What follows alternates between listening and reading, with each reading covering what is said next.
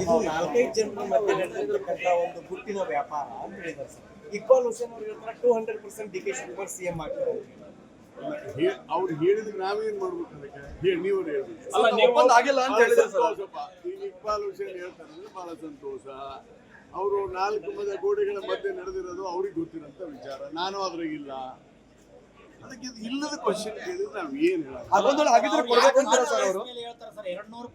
ಈಗ ಅವ್ರಿಗೆ ಅತಿಯಾದ ಆತ್ಮವಿಶ್ವಾಸ ಇರುವ ವ್ಯಕ್ತಿಗಳು ಕೆಲವು ಇರ್ತಾರೆ. ಅದರಲ್ಲಿ ಅವರು ಒಬ್ರು.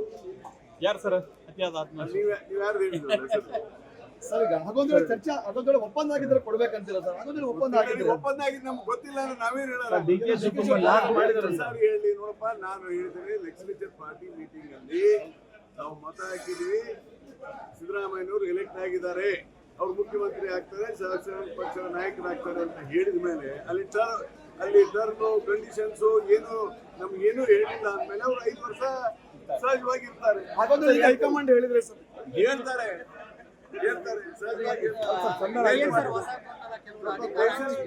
ನಿಮಗೆ ತಾಳ್ಮೆ ಇದ್ರೆ ಹೈಕಮಾಂಡ್ ಹೇಳ್ತಾರೆ. ಅಧಿಕಾರ ಹಂಚಿಕೆ ವಿಚಾರ ಅಧಿಕಾರದ ಹಂಚಿಕೆ ಪ್ರಶ್ನೆ ಇಲ್ಲ. ಅದಕ್ಕೆ ಪಕ್ಷದ ವರಿಷ್ಠರು ಸೂಕ್ತವಾದ ತೀರ್ಮಾನ ತೆಗೆದುಕೊಳ್ತಾರೆ. ಆಯ್ತಪ್ಪ, ನಿಮ್ಮನ್ನ ಒಂದು ಹೇಳ್ತೇನೆ, ಕ್ವಶನ್ ಕೇಳ್ತೇನೆ. ನಮ್ಮ ಅಧ್ಯಕ್ಷರಾದಂತಹ ಸನ್ಮಾನ್ಯ ಡಿ ಕೆ ಶಿವಕುಮಾರ್ ಅವರು ಎಂದಾದ್ರು ನಾನು ಮುಖ್ಯಮಂತ್ರಿ ಆಗ್ತೀನಿ ಅಂತ ಹೇಳಿದಾರ? ಸರ್ ನಿನ್ನೆ ಬಾಯಿ ಬಿಟ್ಟಿದೆ ಸರ್. ಅವ್ರ 4 ಗೋಡೆಗಳಲ್ಲಿ ಅಲ್ಲ ಮಾತುಕತೆ ಅದು ಒಪ್ಪಂದ ನಡ್ಕೊಳ್ತಾರೆ. ಅರ್ಥ ಹೇಳಿ ಸರ್.